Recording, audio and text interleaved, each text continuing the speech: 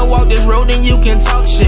Gambling with my life, but I refuse to go for nonsense. This the life I chose, this all I know, ain't many options. About to tell the truth, I make the rules like I'm Fleece Johnson. What's up? This is Big Lee with Hustler Spirit. What's up, Fleece? Man, howdy. Hey, let's get right into it, man. Tell me a story about the dude from Alabama. Oh, shoot, hold up. You talking about Clack? Yeah, Clack. Yeah, Clack. He was homosexual, wasn't he? Yeah, see, he wasn't from our city, Louisville, Kentucky. He's from somewhere in Alabama, Baton Rouge or somewhere, No, Baton Rouge is Louisiana, though. Wherever I don't know the cities in Birmingham, something like that. Birmingham, I think it's the name of, I don't know. I don't know where it was. I know it's Alabama. Okay. And we call him Clack. I didn't know his real name. In fact, it is his real name. But I know he was gay, right? And he stood about 5'11", weighed about 180 something. And it was thickness in his legs and that big old yellow booty of his, man. Oh my God. His butt was that. You hear me? I'm talking about, man, it's like the whole wing did it. It's like to a wing, it's like 20 people in a wing. 10 on this side, 10 on that side, right? And they got the little alleyway. Man, all my little dogs and stuff, man, they used to go in there and tear Clack up. But I was getting him like 2-3 times a day. His butt was good, man. It was soft. It was big and bouncy. And it'll smash up against my stomach, man, when I, be making it clap, right? I get up in here, man. And next thing I know, I went from just straight drilling to romanticizing, right? I'm rolling up in him, right? It was so good, man. His butt was good. And I loved him. And I used to sneak back then, all the little young dudes and stuff, man, we was hard out there in the streets, right? So falling in love with not even a woman, we didn't believe in all that fall love stuff, right? You get your money, you get what you can from her. Come on with the niggas, man. We go out in the streets, man. We get it done, man. Make it happen. And so, but Clack, man, I used to double back, man. Where y'all going in the gym? Yeah, man, we get ready to ball, man. Come on, nigga. Yeah. I'm picking you. I said, look, I'll be there, man. And I gotta go get something. And I run back to the dorm. And that's what I go get, Clack. I said, come on in there. They had in the TV room, they had a closet door. They got doors to come in the TV room. Then you walk right there is a closet door. And boy, I used to take him in there. And I used to put my hand up on him like that and get him behind his neck like that and pump him, right? And he make all them little bitty noises and stuff. And man, this is how I know I was getting involved, man, because one time, man, I creamed so good and I was high too. And I put a passion mark on his neck, man. Shut up, man. Yeah, Clack. I put a passion mark on Clack's neck. That dude from Alabama, boy, he had some good butt.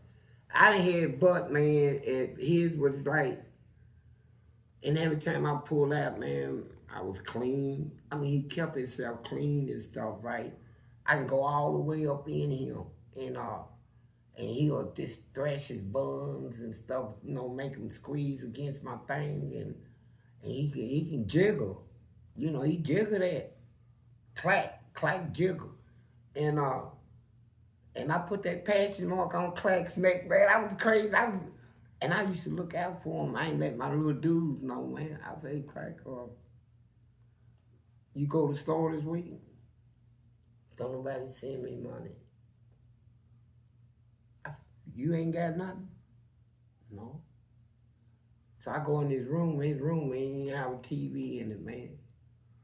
Don't tell me you furnished yourself. Yeah, I did get him a TV. I got him all that stuff. You tricked on him. You call it, I just liked him. You tricked. Man, his booty was so good, man, and I could just go up in him like 2-3 times and just back to back, right? And I was sick, man, when they sent me to Eddyville, back to Eddyville. That broke your heart. Yeah, boy. And I used to wonder what happened to Clack. And I asked myself, if I saw him today, right now today, after all them years, and if he was looking like he was looking then, which I doubt it, we might be looking better. But if he walked up on me out of the clear blue, catch me off guard, and I can have my woman with me, and he can whisper in my ears, do you remember this? And walk away, and my woman might say, who is that? I say, somebody asked me, was I Ricky? I told him, no, I'm not Ricky. And then I make an excuse, I go get some man. That's crazy. Man, Clack had so good, but Clack, man, I don't know, man, that'll be the biggest temptation I ever faced since I said I'm done with that, right? Clack. I forgot about Clack. Oh, God, I had passion marks all over his neck, you know. And I remember one time I bent his body back like that, and I'm in and pumping, man. I got his nipple. Man, when I got done with his nipples, they look like grape, almost like raisins. Yeah. All right, man, let's get into these questions. Clack. Damn, I like, oh, boy. I want to again say I appreciate and thank you to everybody who sent in questions. I probably won't get to all of them. Y'all sending a lot of questions, but I got most of them. We're gonna get right into it so we can answer these questions. Let's do this. Let's do it. First one: did you ever encounter any Nigerians in prison, good or bad? I don't know if they was Nigerian, but I ran into an African, and everybody was like 10 people away from him. We in the child land.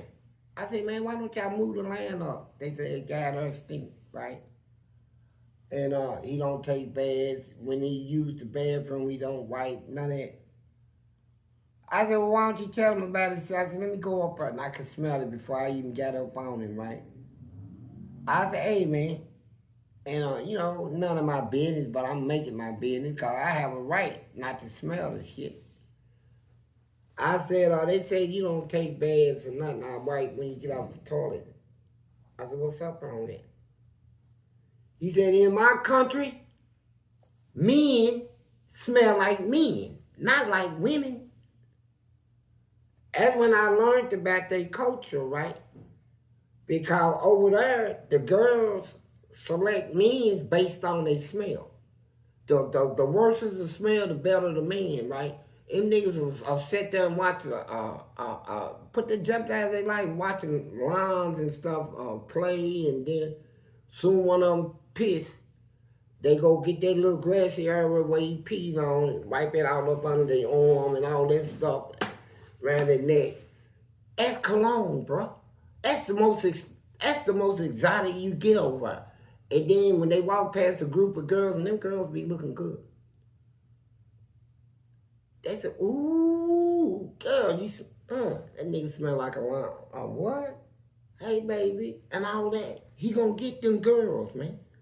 And so that's what I learned about that. Now, You know, last time you told that story, they argued down in the comments saying Africans don't smell like that. Man, look, Africa got 57 countries. Africa is a continent, not one country. It has 57 countries in Africa. Some of them countries is rich. Some of them still go to the old days, the old ways. Some of them still walk around barefooted, live in huts and straw stuff, ain't got hospitals or nothing like that. Nigeria done came up a little. And them Nigerians, they smart. Now this dude I was talking about, I don't even think he might not been from Nigeria. But he told me in his country, men smell like men, not like women. They don't use cologne. They use dog piss and all that shit. And so I'm saying the Nigerians must be smart. They know how. They'll say like it, we don't go to prison. White man, not my people. We smart. Obey the law. Shut up, man. Yeah, Nigerians, man, they not, you ain't gonna see them locked up everywhere. It was just like, you go through most prisons, if you see one Nigerian in there, that's rare. Because they don't get in trouble, but they deadly. See, them is the motherfucking pirates on the goddamn ocean that run up in them ocean liners and rob the whole goddamn cruise ship, right? They cold like that. They get down, man. They get theirs for real. And they so scandalous, motherfucker. They the ones that got that shit up in Minnesota. Like, when you get them scam things on your phone, people trying to scam you and all that stuff, it comes out of Minnesota. The headquarters of the scammers is in Minnesota. And most of them up there that runs that shit is Nigerians, bro. They Nigerians. And what was that girl? Where was they from? Nigerian? What, India or something like that? No, they got a whole lot of mixed races up in Minnesota, man. There's just more Africans and stuff up there, and they running stuff up there. I'm talking about, boy, they got a ring going on. Let's get in this next question. When you think about when you were a little boy, what do you wish someone would have protected you from? When you was a little boy.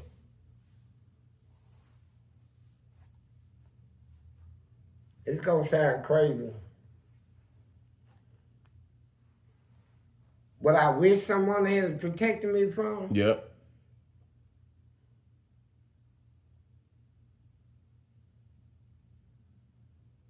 Yeah, I got molested as a child, man.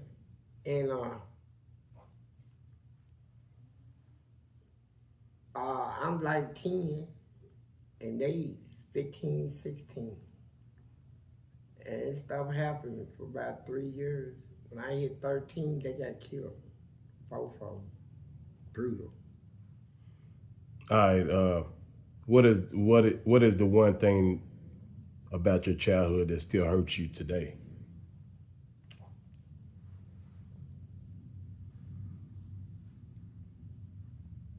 Nothing. I'm just serious. It ain't. Probably the same thing. Nah. It ain't. It don't hurt me today because I done got over and through everything dealing with my childhood, right? It's like they say you can't win a race looking backwards. You gotta look forward, right? And so I let the past stay in the past, man. You know what I'm saying? I don't bring the past into the future. I don't cling on to the past. That's a lot of weight to carry. That's why I don't hate nobody, carry grudges. That's packing a hell of a load, right?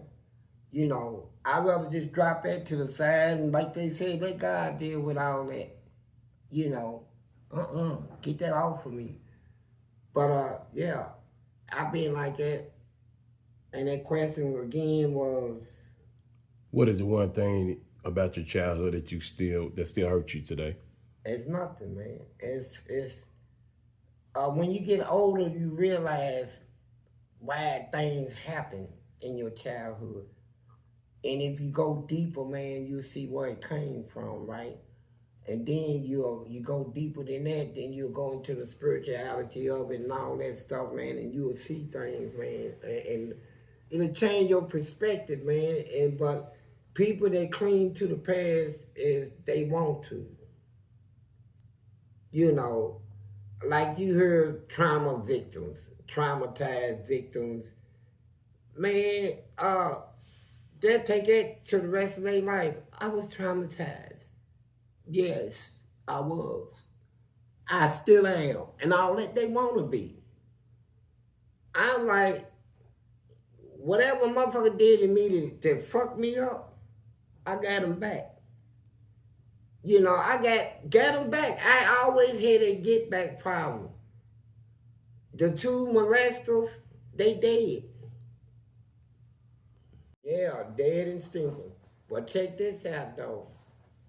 When you get older, you realize, and I'm like, why is I'm trying to do so much on my own, right? I'm trying to avenge myself, fight, do this. And then I heard this thing that they said, Jesus said, vengeance is his. And I wonder, what if I agree to that? I said, you know what, Lord, it's your vengeance. I'll let you have this. And that'll save me a lot of trouble. You hear me?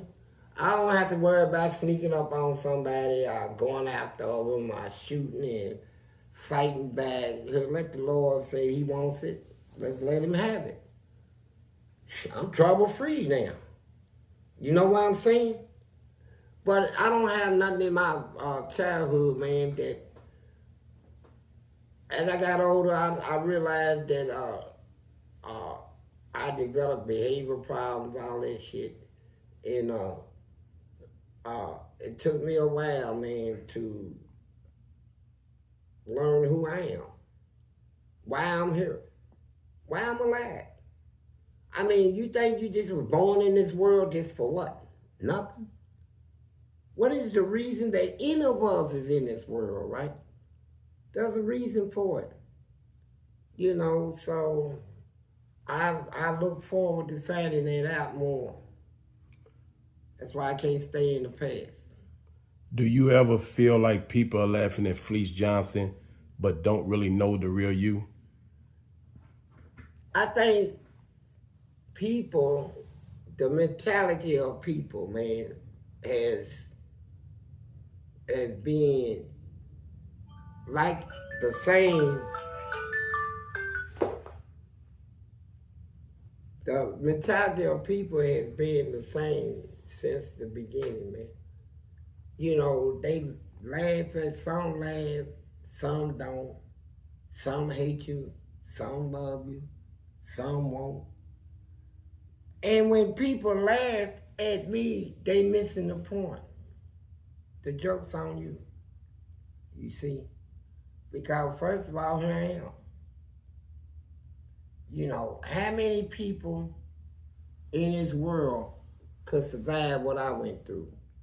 Out of all the inmates in America, I mean, any penitentiary you can choose, and you can go back as far as you can to their history, you'll never see not one person do what I did. I changed the whole penal system. Ain't nobody, no inmate ever got into the death chamber and tore that room up. I did. Ain't no inmate in America ever made over 60 guards quit their jobs. I did. When no inmate in America ever was just in full control, man, of the guards and all that stuff, I was. With no inmate in America ever told that they cannot come back to any of the prisons they've been in, ever. Because they need time to correct all the stuff that he did. You know, the brainwashing the guards, they call it. I brainwashed them. I used to tell him, God, I said, yeah, that's my God right there. Come on, man. Hey, what can I do, man? I said, you bring that? I said, he's cool. Give it to him.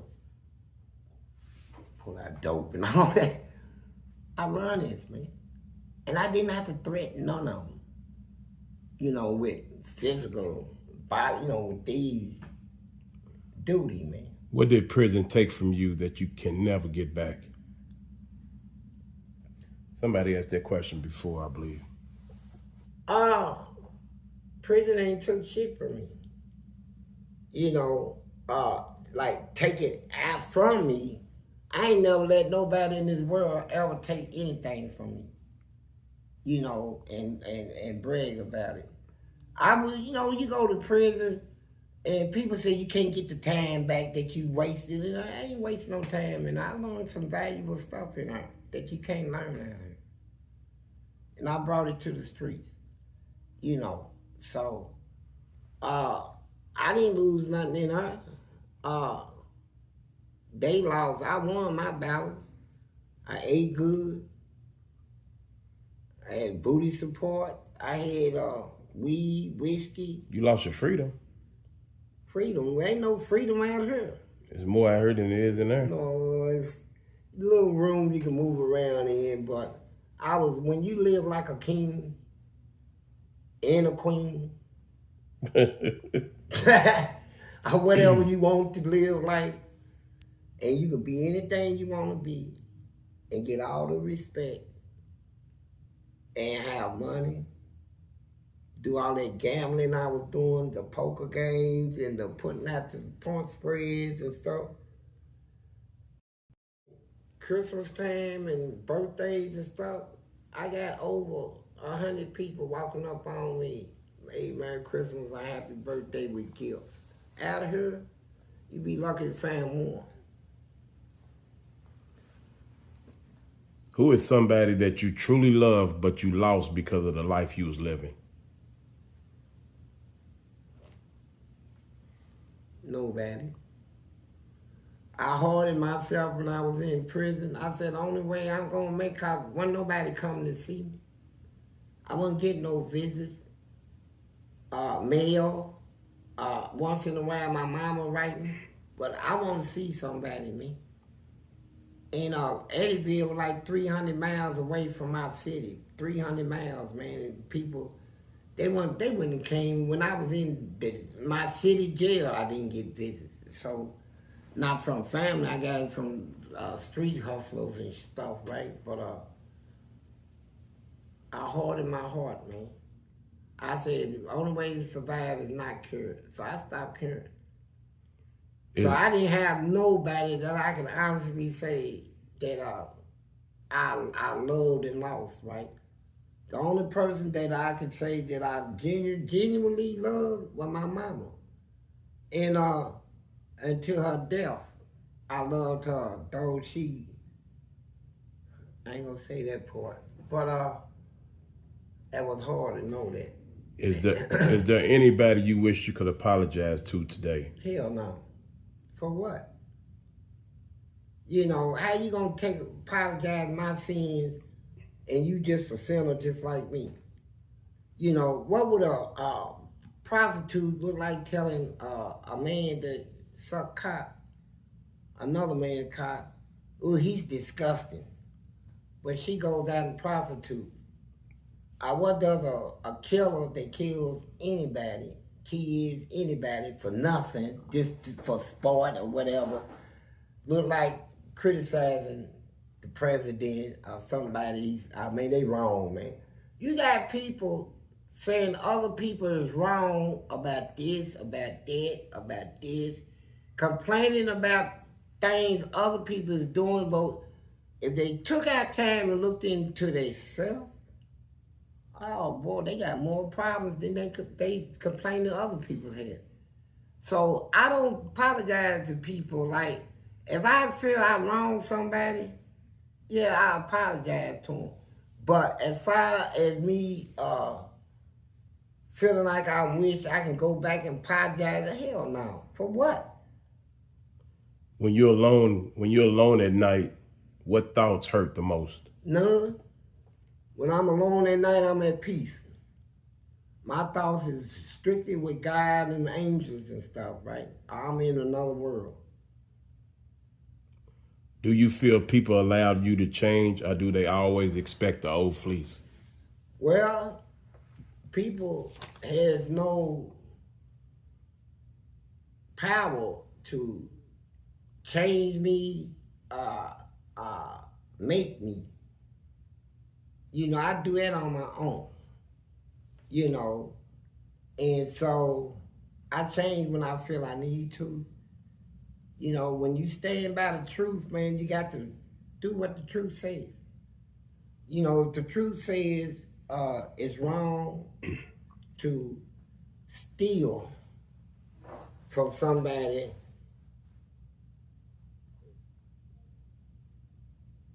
yeah, that's the truth.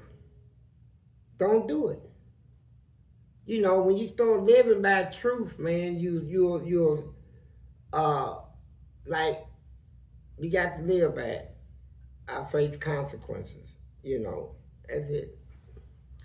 What do you want people to remember about you besides prison and jokes? I don't want nobody to remember nothing about me except that I can't save you. I want them to remember that I can't save you. My name is nothing. There's a name above every name, and that's Jesus. And so I'm not gonna put myself before God or before anybody. What have I done to be remembered? You know, except I changed the whole penal system, got a lot of innocent people back on the streets. I helped a lot of people, and I see every stories you ain't gonna hear because I smoked them, and I embarrassed that whole penal system so bad that they have nothing good to say about Fleece Johnson. You know, and they don't want nobody out of here. That's why they try to sabotage me since I've been out of here, man. And I almost done it until I met Big Lee and we started doing this recording and I cleared my name and all that. But other than that, they came for me, man. They got feelings, you know, wounded feelings. And I mean, look at what they did to me. They threw my food on the floor. They did all kinds of stuff, man. I ain't complaining about that because I got them back. And they end up taking all this stuff. This next one's about 3 or 4 questions in one, so I'm gonna break it down. If this was you and Big Lee's last video ever, what would you thank Big Lee for? Seeing it to the end. Yeah, from seeing it to the end, you know, locked in. What do you feel y'all accomplished? A lot, man. See, because you're dealing with a person here that I have been a problem. When I was real young, 11, see, y'all don't know I spent 8 years in juvenile detention, boys camps, juvenile home. And every one I went in, I shut them down, I fought them. And when I talk about police and everything surrounded one place, man, I bust head with poo balls and everything. And then when they sent me to the children's main one in Louisville, and they got a 25 feet high fence, I scared it. I said, I ain't staying here. And came back and shot the place up, and they closed it.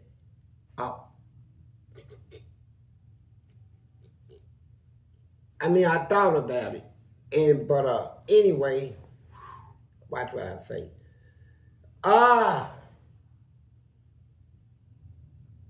And so you're dealing with somebody that they felt nobody could control. They sent me to a mental hospital, put me in a straitjacket. I broke out of it. Kept me in a black room, black ceiling, black walls, black floors. Put me in an ice tub. Electric shock therapy. I escaped. Bust their heads. Man, I tore them up. And so then I end up going to jail. You know. And jail freaked me out, man. First time in jail, oh my God. All them mice and stuff running around. It was the old county jail. Oh boy, it was horrible. But couldn't wait to get to the penitentiary. And you know, cause they said it's better. And so my mama, I didn't listen to nobody. Mama, daddy, police, punishment, nothing could. Nobody, but here I am now listening, right? And that's why me and Big Lee's relationship, he's, you know, we done argue, you know, and he stood his ground every time, man. But yeah, I respect it, you know. He understand me. So for, you had psychologists, they used to hire, come from different states to talk to me when I was locked up. I don't want to hear that stuff. Yeah, we brought Dr. Muckenberg in, so. Yeah, well, now I'm listening, so we're going to talk to him. And what do you want people to remember about this journey?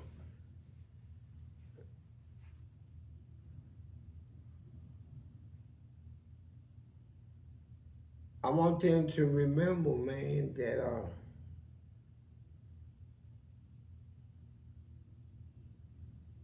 Number one, stay free. Don't get tricked out of your freedom. well, yeah, that, but I don't know what that means. You know, I mean, if you actually you know, you should go by the Bible and say, Jesus said, vengeance is his, let Jesus deal with it. Jesus said he wants to deal with them type of people. So, that'll keep you out of trouble. All right, next question. Here we go. Who had the biggest butt?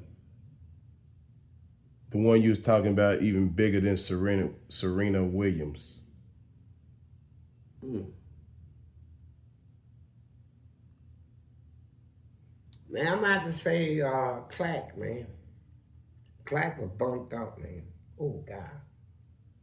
Boy, when I got up in him, and that's what was tripping me out. Because, you know, everybody think when you do it in the butt, you pull it out, you got dookie on you and all that stuff. Never. His stuff was like pussy. You know, it was like the real thing.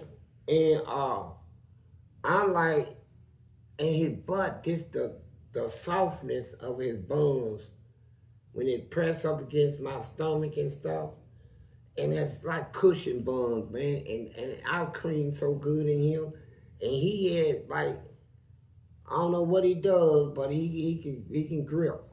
You know, I can feel his muscles inside gripping me and stuff, man. Like it milked me. He milks me. Clack. Did anybody ever come through that you missed a chance to get, that you wanted? Hell yeah. Man, they had this song.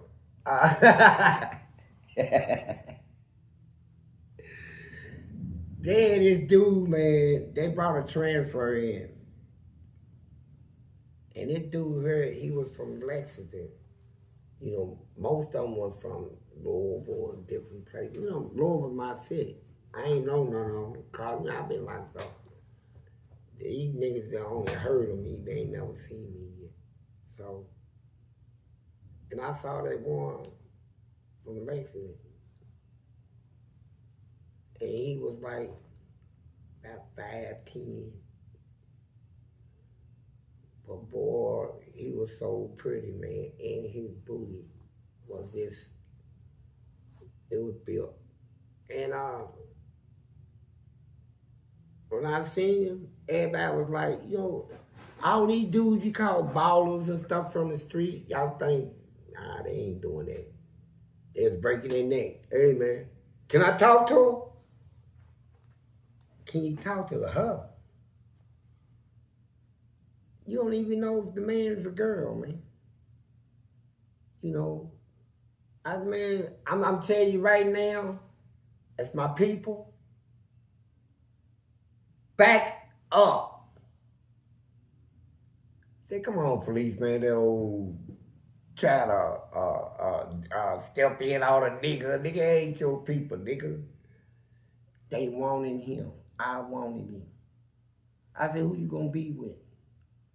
You can ask anybody about me. I got all the money out of it, right? You know, and the respect.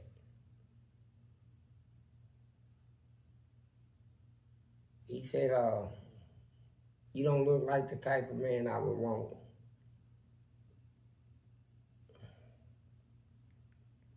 I said, what kind you want? He said, one that's not ugly.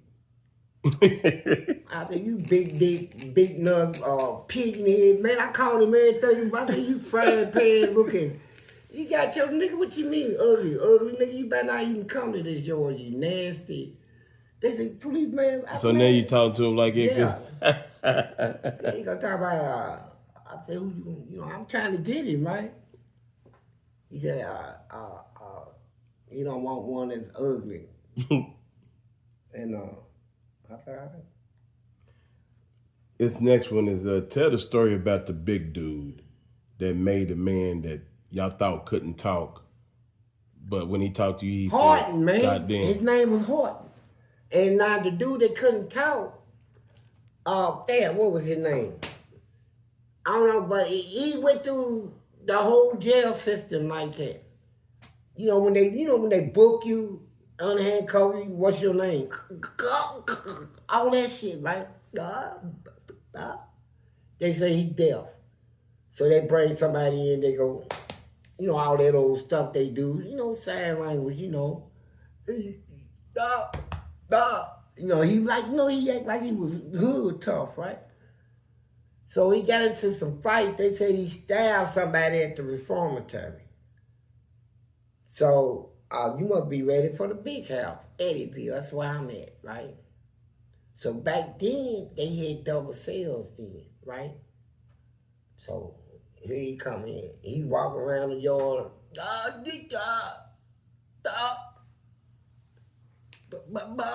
all that shit. So it went on from everybody in the whole prison thought, you know, shit. He's deaf. You know, we respect him a little, man. I said, what do you ask for? You know, if we got it, we'll give it to him, man. You know, I never felt for him and shit, man. Go on, man. You know, he can't talk with us or nothing. So, he moved. The dude got him moved. See, that's some nasty stuff. You could do that back in. You go talk to the property man and say, I want to move somebody in my cell, and he'll do it. You know, put him on the move sheet. Without asking the person that's going to be moved? Yeah, they used to do it like that. That sound dangerous. Hell yeah, it was. Then all of a sudden you told, pack your stuff. You moving to,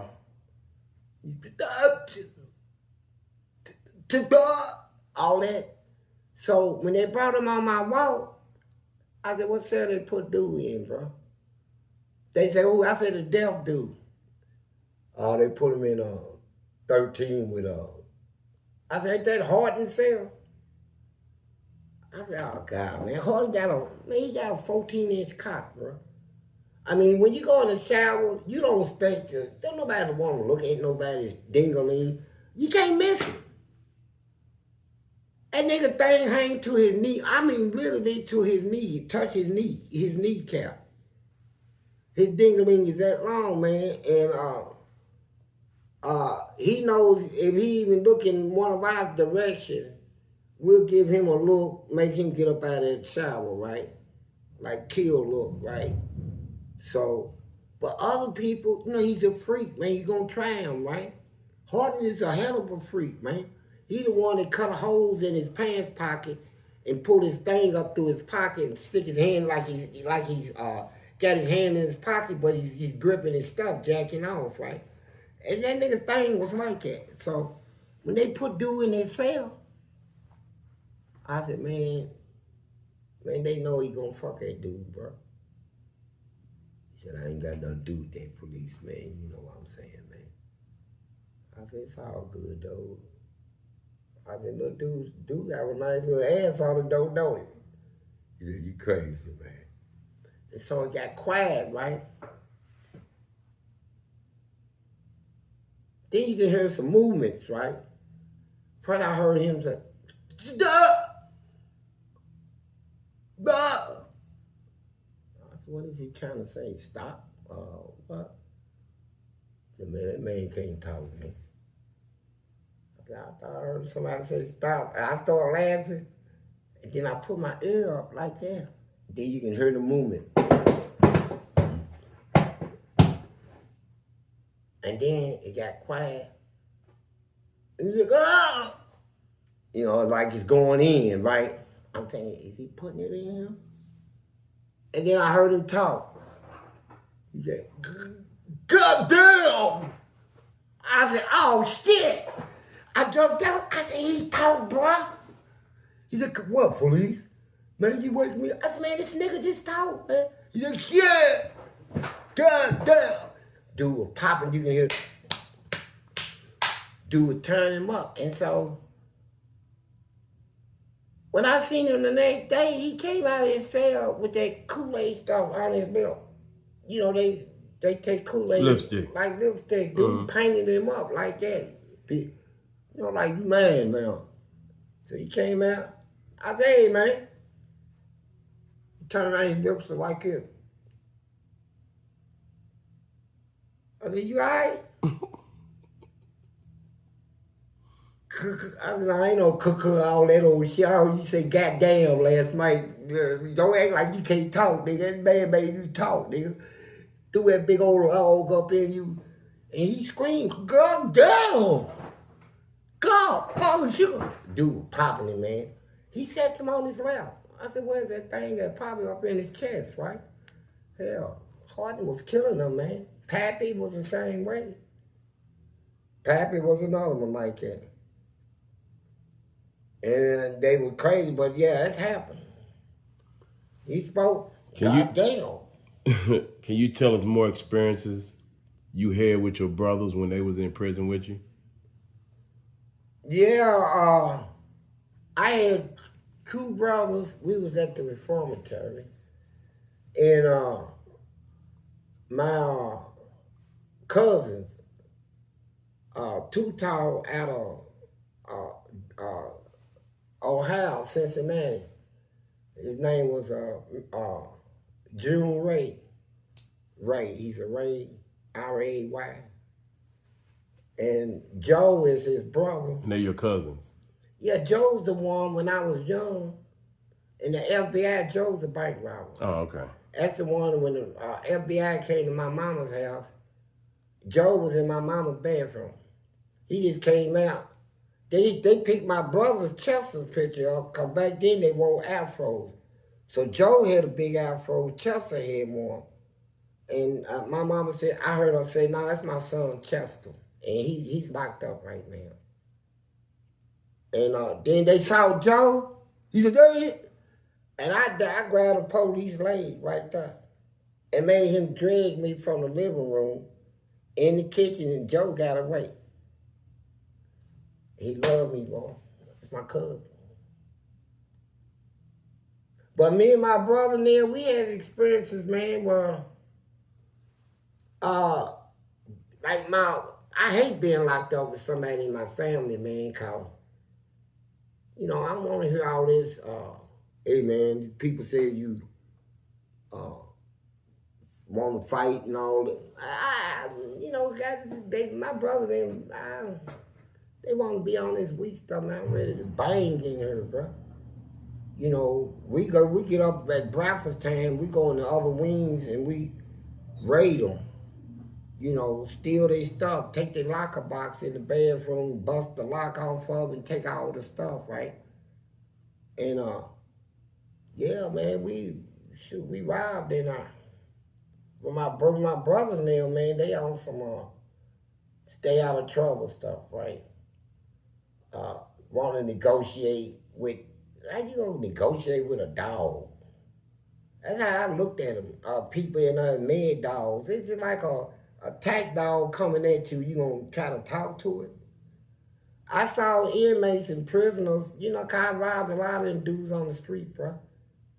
You know, I got people, I seen one today that I forgot all about. I robbed him in a crap game. I robbed the whole crap game. And this is when I was little, man. And so I saw that dude today. And he said, you look like Fleece. I said, I am Fleece. He said, you know who I am? I said, yeah, I know who you are. You know who I am. So I had to take that stance back, right? I said, you know who I am. He said, yeah, man, you nigga, you robbed the shit out of us. I said, man, I don't even remember all that. And I looked at him, you know, gave him that death look, like, you know, let it go, bruh. You know, he went on, though. He didn't have no animosity or nothing, but, yeah. Mm-hmm. This next one is, since all you talk about is a man's butt and how you like it, why don't you live your life as a gay man? Look, I'll tell you why. Being gay ain't where it's at, bro. You know, we start off doing things, everybody grow up doing things in their younger years that they later years don't do. You know, some may regret having done, right? And so when you take it face value, when you start living by the truth, you know that ain't the way to live. You know it's wrong. God ain't made Adam and Steve, he made Adam and Eve. And so it's an abomination, man. I say out of all my sins, that was the worst, the gay thing. But I can talk about it because I'm truthful. You know, even though I came out of penitentiary, man, with a name above all names in my state. You know, as far as hardcore and all tough and all that. Even though I could have came out of prison, man, and with that mentality, man, staying to the street stuff, talking all that hard shit, it ain't me, bro. I'm truthful. You know, if I do something stupid, I'll tell you, man, that's stupid what I did, man. I would admit it, confess it. If I fucked around in prison, yeah, I did. But you got, in my city, man, you got over 200-300 people defending that. Man, I was locked up with Fleece. I was locked up with him for 18 years, and he didn't do none of that. No, I didn't. Not at the 18 years. What about, I did 40 years. Go back some. See, by the time you came in, I'm done with all that. I ain't doing nothing. I'm done with it. You know, I don't live that life, man. You know. The next one, how did your brothers feel about Linda Dynamite? Man, I don't know how they felt, because when I do something in this life, I always remember what my mama told me. My mama wasn't no real educated woman, scholar or none of that. She was wise. She had that old wisdom. And she told me, nobody is any better than you. Nobody.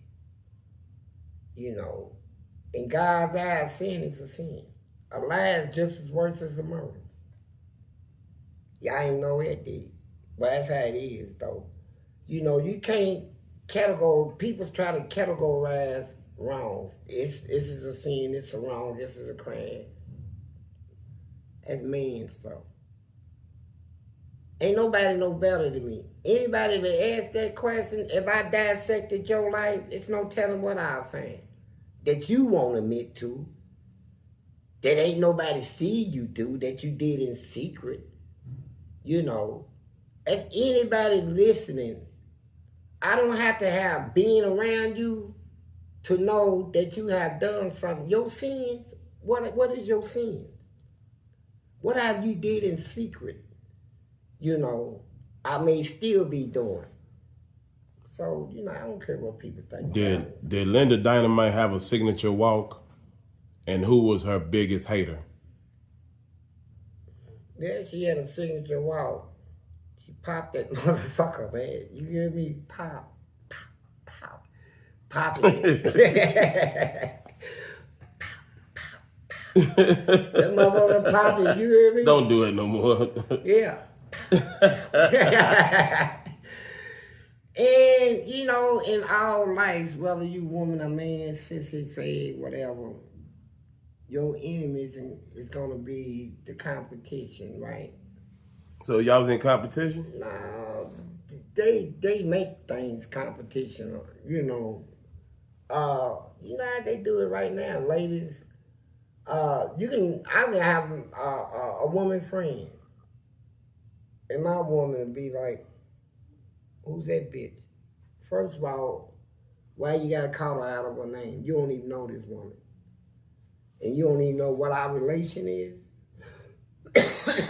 or what she does for a living. But you gonna call her a bitch?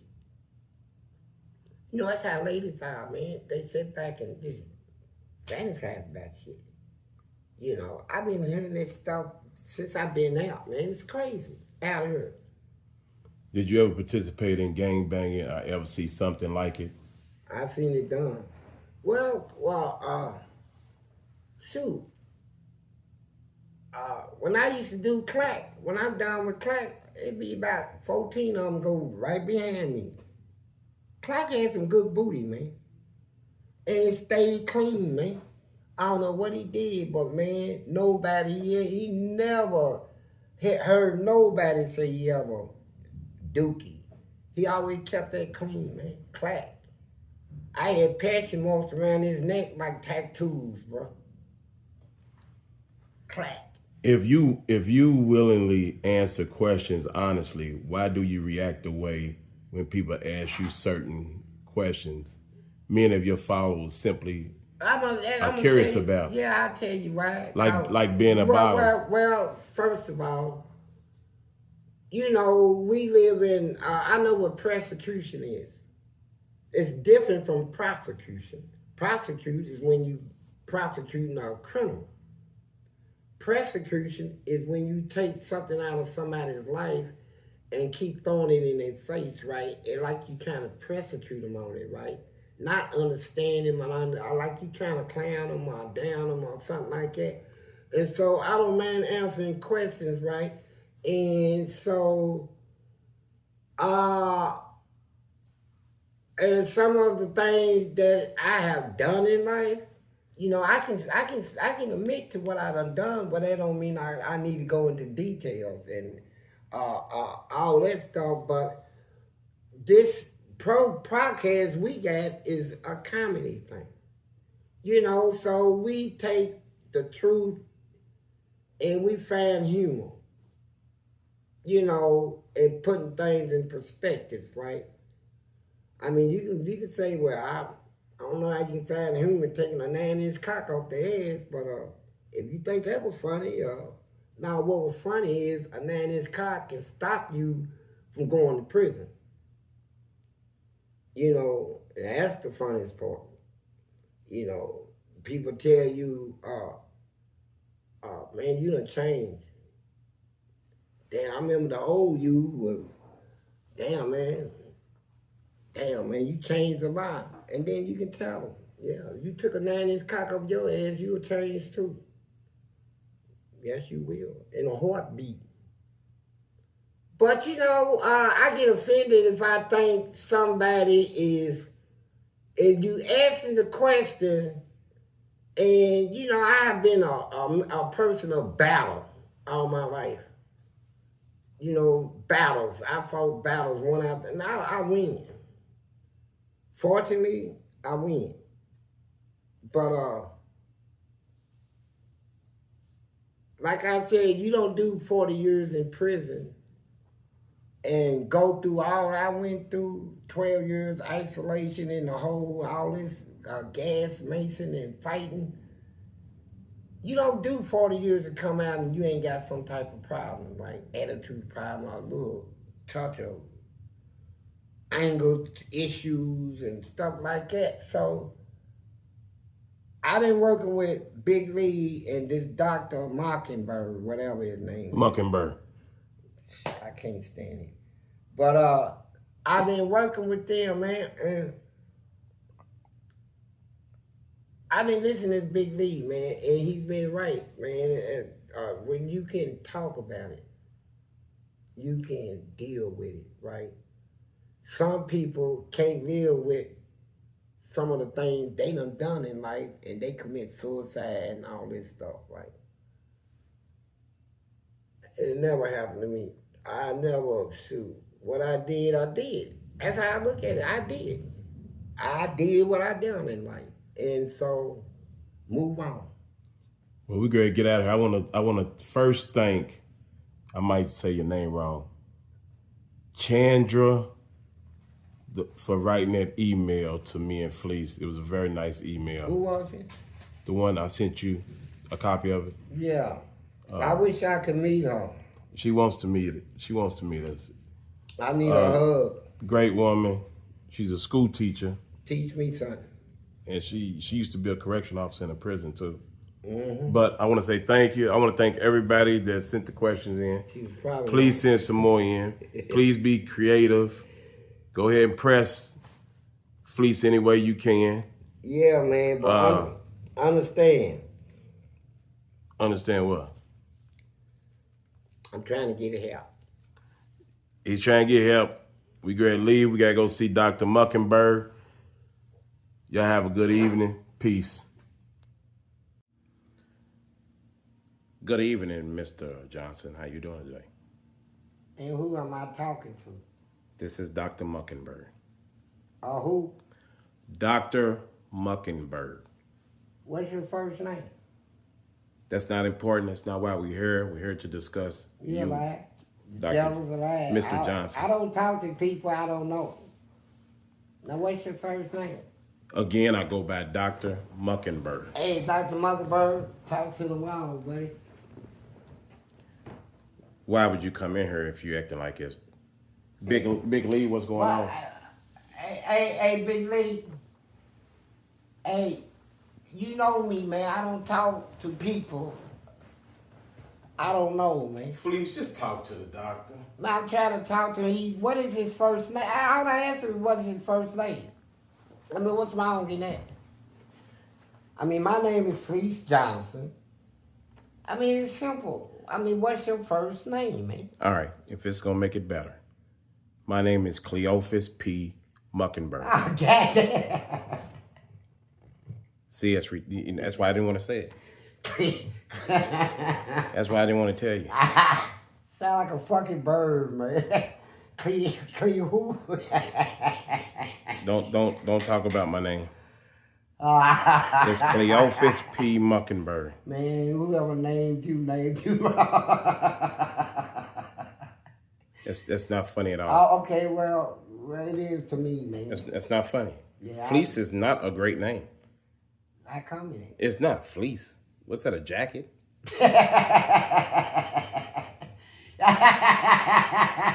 You funny, man. Look, let's get down to business. This is ridiculous. Well, no, you didn't. I want to get into, well, first off, session 1, when you drunk the cleaning solution, what made you just grab and not read the bottle? I was on fire, man. My whole chest was burning. I couldn't breathe. I drunk, that liquor was, what's the name of it? It was Blanton's.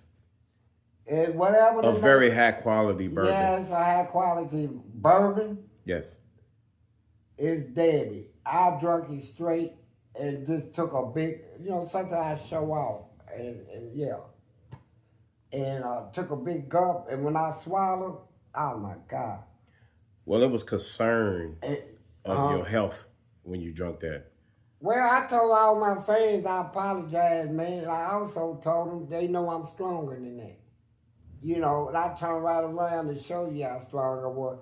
I had Ajax clean solution inside of me with whiskey. And on top of that, I smoked a joint. while I was throwing up, I was still smoking a joint. So, you know, it is what it is. Look at me, I'm fine. You want a drink? No, I don't drink no more. I'm done. That broke me from drinking, period. Yes, I know. No, I'm serious. It That's should all have. my drinking problem. I don't want to drink nothing but Kool-Aid, milk, pop. But you're tough. Yeah, I'm tough, but I ain't messing with that no more. Sure, that's good. That's how tough I am. That's good. Well, we fixed one thing already. No, you didn't fix that. I did it. No, I had a hand in it. It was my bourbon. I wasn't? Yeah, it was mine. We supplied it her. This is a real therapy session. We're not here to stop you from doing everything you want to do in life. We're here to help you. So Okay. you was only drinking a little shot. I thought you could handle that. Nah, I wasn't. You did 40 years in prison, and you can't handle a little shot of bourbon? Man, I drunk homebrew and all that in my life. It must have been weak. This stuff here was the strongest I ever went down my throat, man, and it was like sending fire down there. And I was like, I want to drink something, and I chased it with HS cleaning solution, whatever that stuff was. And I took and threw that top. You know, it was red in the bottle, so I'm thinking, you know, all these whiskey bottles laying around. I got about 50 whiskey bottles in here, different kinds of tequila and all this. So I'm thinking this is some type of cocktail mix. You know, this is what you mix. They mix, but I ain't gonna mix shit. I'm gonna drink it. But without reading. Man, I thought it was what I thought it was, and without reading. And I didn't have time to read. I'm on fire, man. I threw that top and told it straight up, man. I was hoping it was something other than that. But when I went home, man, I ate some cornbread with bubbles. Ain't that something? Cornbread with bubbles.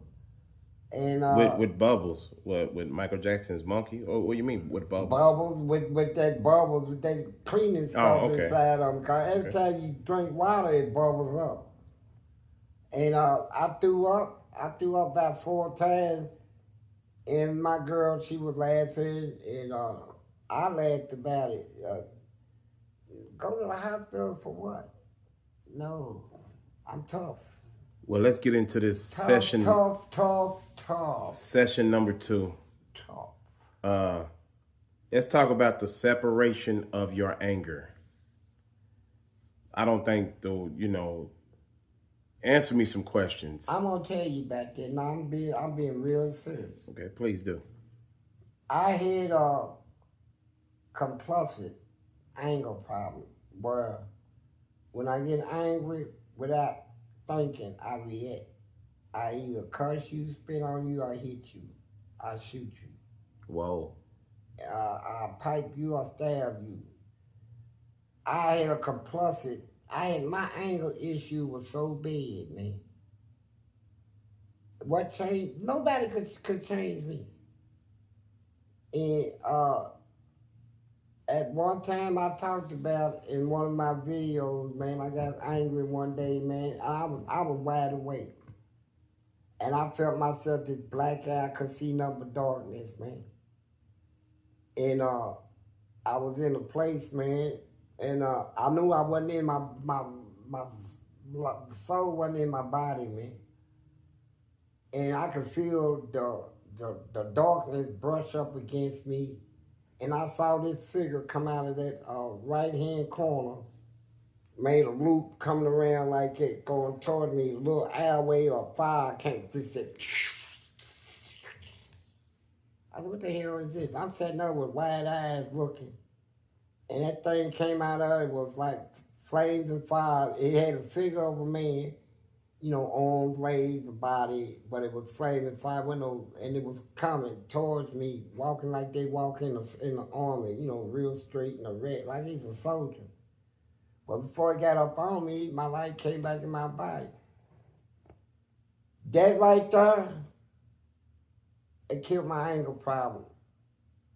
That little experience, I say I'm done. It didn't kill your anger problem. Well, I think I'll never let it get to that level. I never let it get to that level ever again. Not to that level where I now understand that biblical verse, don't let the sun go down on your wrath. I know what that means now. you know, when the raft is angled, you know. And so, I still have anger issues, but I'm in therapy right here to help deal with it. Cause out here in the streets, man, it's a lot of problems out here, and there's a lot of spirits out here that is inside of people, man. People doing a lot of stupid stuff out here, and so you can be living with somebody, and the person you living with is all day on dumb stuff, stupid stuff, man. And so for me to deal with my anger, man, I smoke weed, man. I don't take pills, and all that stuff. When I got an anger issue, I smoke a joint. Big Lee gave me a list of questions he thought could help. If I could ask you and you can answer them. Are you okay with that? Yeah. He wants to know why when you get mad about something, you get mad about everything. Why does it control you to the point where you just fall out with everybody? Mr. Johnson, why is that? Well, like I said, you got people out here with spirits in them. And like somebody can aggravate me. Please don't show your forehead, please. My forehead? Yeah, it's huge. Thank you. It's huge? Yes, it's huge. Yeah, what kind of dog? Keep your head there. Keep your head there. I know, it scares me. Big Lee, they got the wrong therapy. He want to start talking about me. See, I got a big forehead now. Well, Fleece, you actually do, but... I think you trying to pull some anger out on me, but you know what? I'm learning how to deal with that. Yes, I have a big forehead. The reason for it... Oh, my God. The reason for it, when I was a baby... Jesus Christ. When I was a child, I lived in the projects in Southwick, Louisville. And this girl named Mary Jane Shackles. And his sister named Pee Wee Dee Dee Shackles, brother named David. Well, Mary Jane was on the porch, and she was like 16 or something, and I was like 9. Mm-hmm. Maybe, no, I think I was about 11. She was about 16. And I'm a child. Mm-hmm. And she had a dill pickle. I came out of the house. I said, "Can I get a bite?" She said, "No." I said, "Mama, you called me?" And reached up and grabbed a pickle and ran, right? I ate it. That girl snuck up on me and hit me in the forehead with a tricycle. Fucked me up, man. And my forehead didn't go down either. Yeah, it sure did. Now, all these years, man, but you see what? My sister whooped her though, man. And your forehead still didn't go down after that. Still didn't go down. But that's how it got like that, so I had to learn to deal with it, man. It's a lot to deal with. But in psychology, I read some psychology books once, and they said most people, gay people, are people that done gay stuff, Mm-hmm. done been hit in the head somewhere in their life, man. Where you read that at? It's a psychology book. I don't know if it's true. I don't know about that. I have to research I that. might just be an opinion. But That's some crazy stuff. You gonna laugh at my name? What's the next question? You still haven't answered the first one. Why do you get mad at everybody and everything and fall out with everyone? Well, I feel like this. When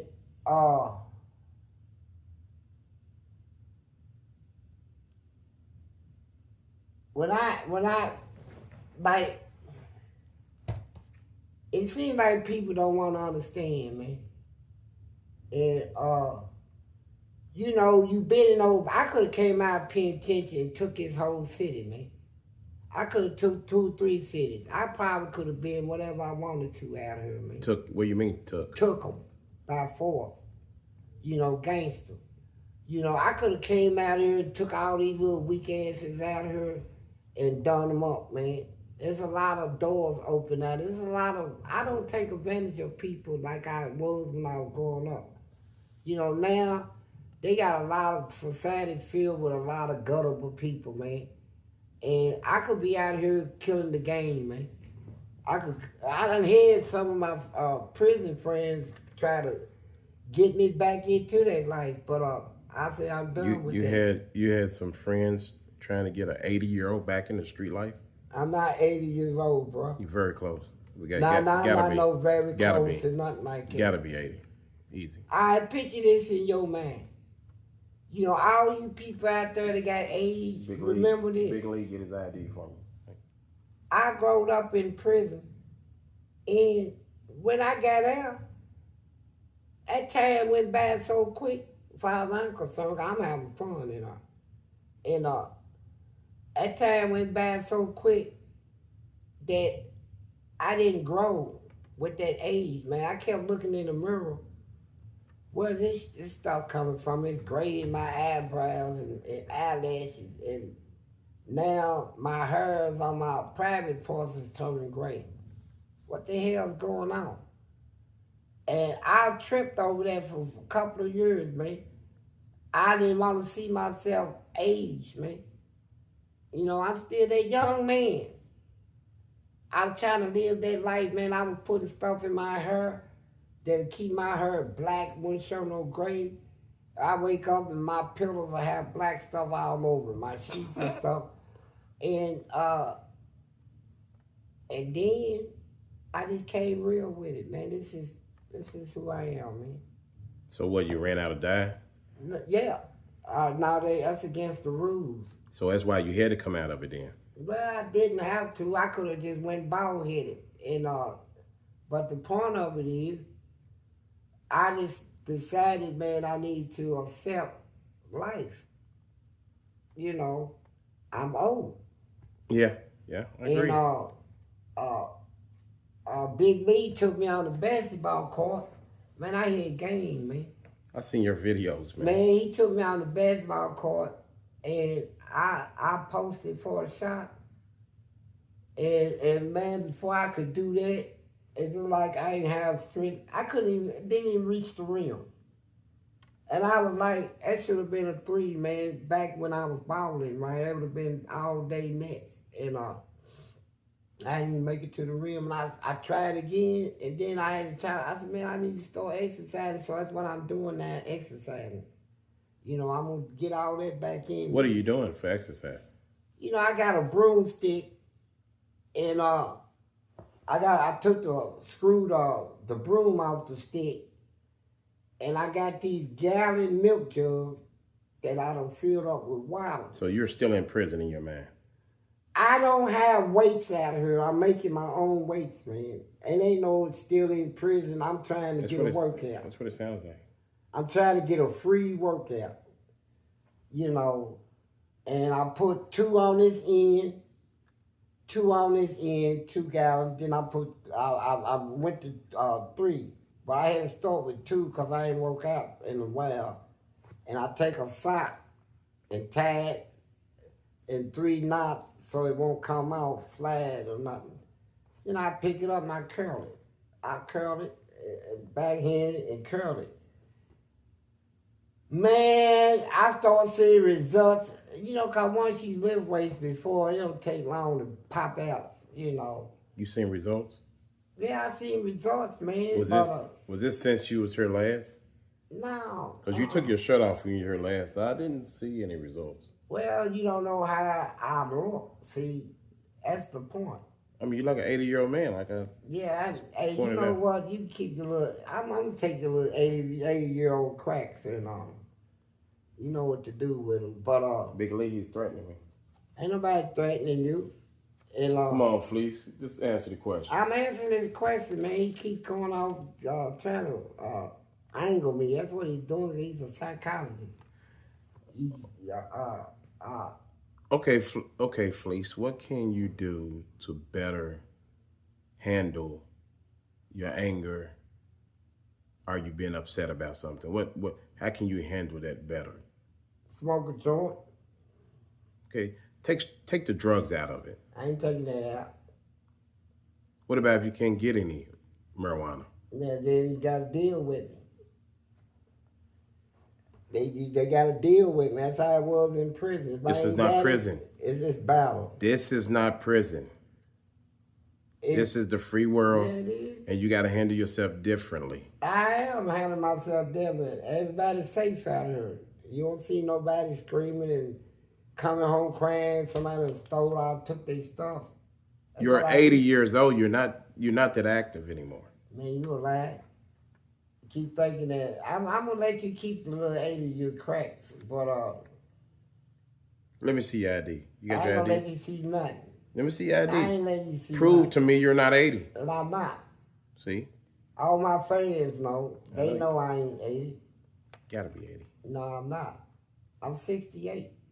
There's no way you're in 60s, man. Yeah, okay. There's no way you're in your 60s. Well, whatever, man. Look at you. You There's, know. there's no way you're in your 60s. It's Talk impossible. about you a therapist. You It's know. impossible. There's no way you could be a therapist. Shit. You can look at the wall.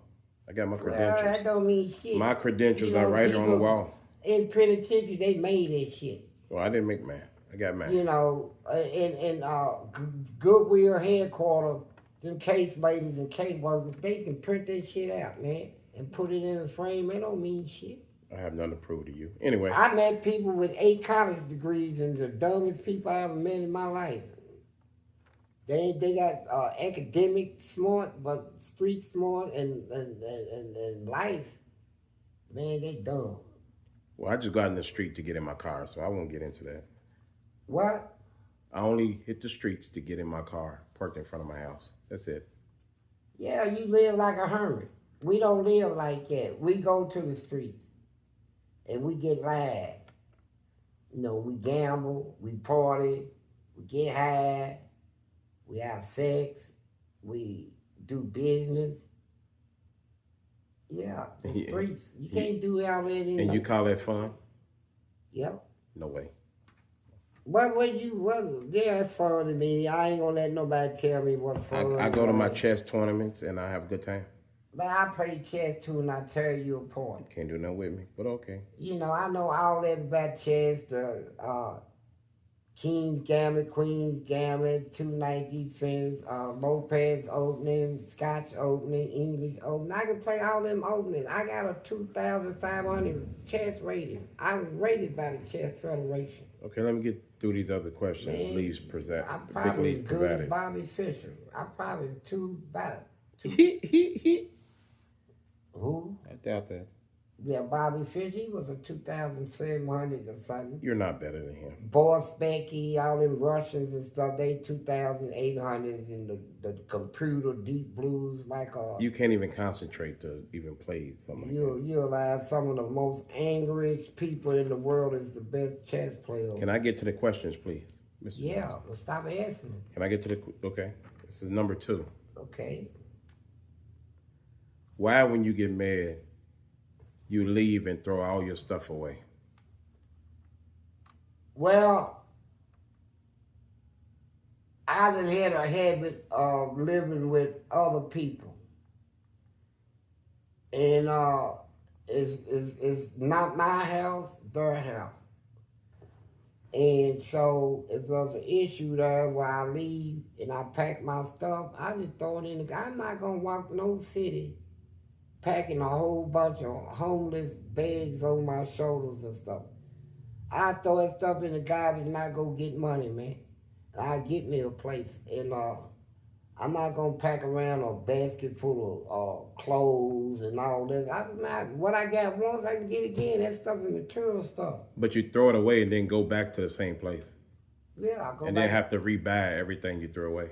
Yeah, I buy better quality though. Does that make sense to you? A lot of sense. Wow. You know,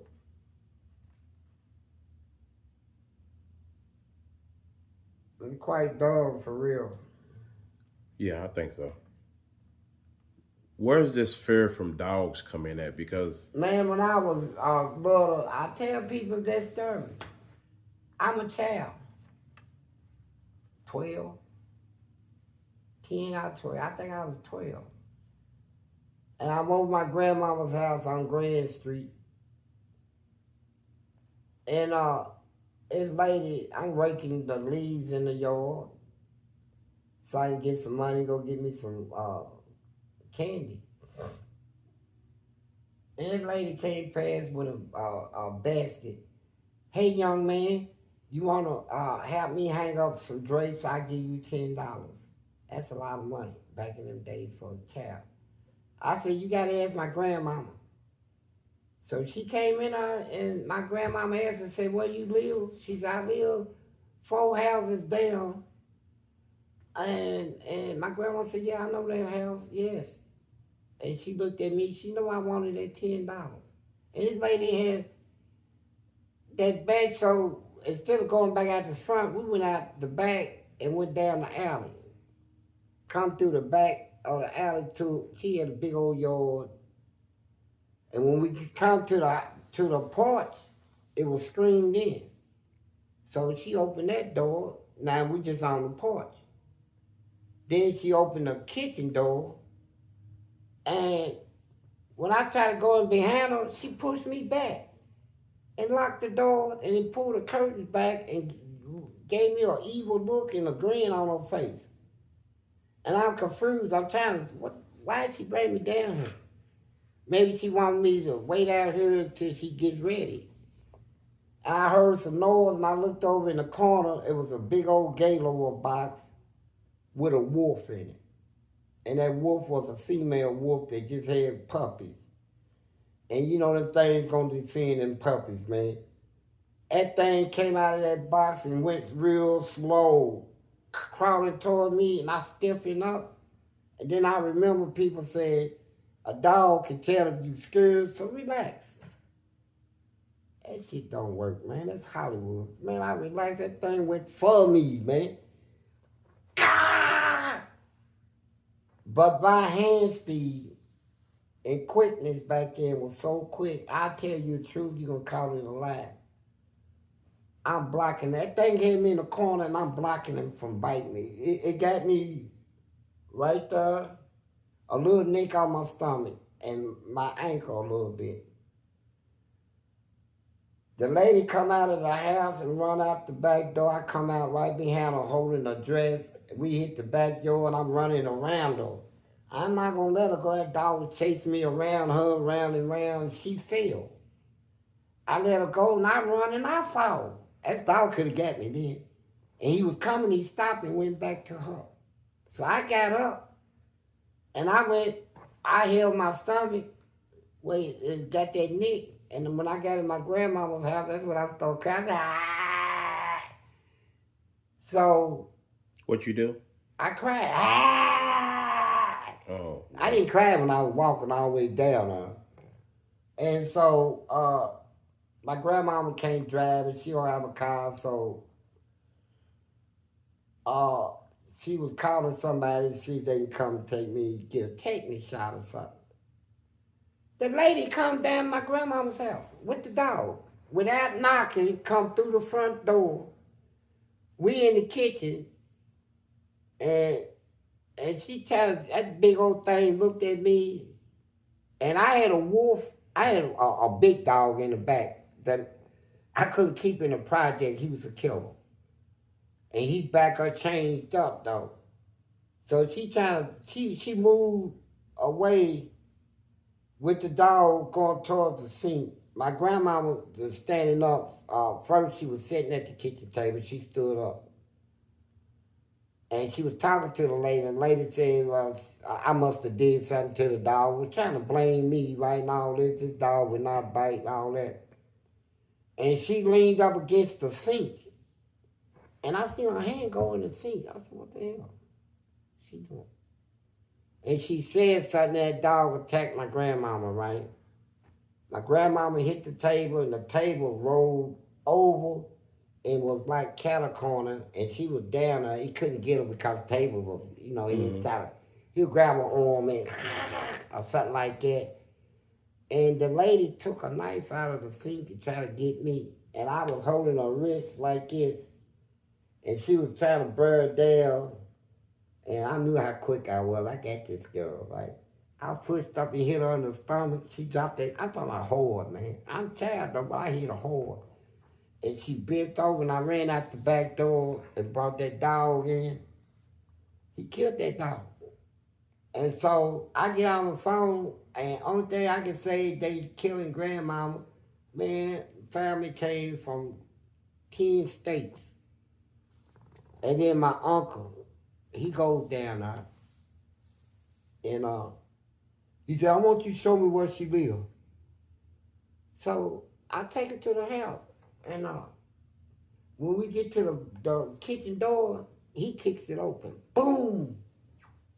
Nothing in there. No furniture, no curtains. And I know when I looked in before she pushed me out, it was furnished. The lady next door, it's a lady next door, she said she sits by the window and drink coffee and tea every day, all day. She said, I seen this little boy holding his stomach and I didn't know what happened. She said, but that for sale said wasn't there this morning. And that house looked like it had car wheels in it. She said, I was here when that lady moved in. She had a lot of stuff. No way she could have got this stuff out of this house without me seeing it. She said, because she sits in that spot every day. So somebody say maybe she took it out the back way. You looking at the front, maybe it left through the back. She said it would have had to. But that happened. But don't you know, I've been all my life since that little thing, girl. I've been over people's house. I went over one girl's house. I said, you got a dog? She said, yeah, Fifi. I mean, Fifi, that sound like one of them little chihuahuas, all that little crazy dogs, Pekingese. She said, Fifi, where are you, Fifi? Man, that thing was a great thing, bro. When I saw that thing gappling in that living room and he slid and hit something, he couldn't stop, I'm gone. I break up out of her. But since then, man, I don't believe people stubborn. People tell you this dog won't bite. Yeah, he won't bite you because you don't own him. Shit. That's common sense. You don't know me. Before we end this session today, I want to teach you some breathing techniques. What? Some breathing techniques that you can use when you're at home and you get upset. What is the purpose of it? When you get upset, it calm you down. Breathing upset? Yes, breathing techniques. Like what? Close your eyes. Breathe in your nose. Count to 3 in your mind. Hold it for 3 seconds. 1, 2, 3. Release out of your mouth. And repeat. 1, 2, 3. One more time. 1, 2, 3. Release. I want you to do that. Man, shit aggravates me. What, excuse me? That I gotta keep doing it. Well, you want to do it to kind of slow your heart rate down, kind of calm you down. See, I ain't angry. See, if I was angry and you told me to do it. You was angry, but you did that and you're no longer angry. See what I mean? It already worked. It did, didn't it? Yes, it did. You have a good evening. Man, this doctor is cold, man. This is the end of the What's session. What's your name again, Dr. Who? Cleophas P. Muckenberg. Cleophas P. Muckenberg. You have a good day.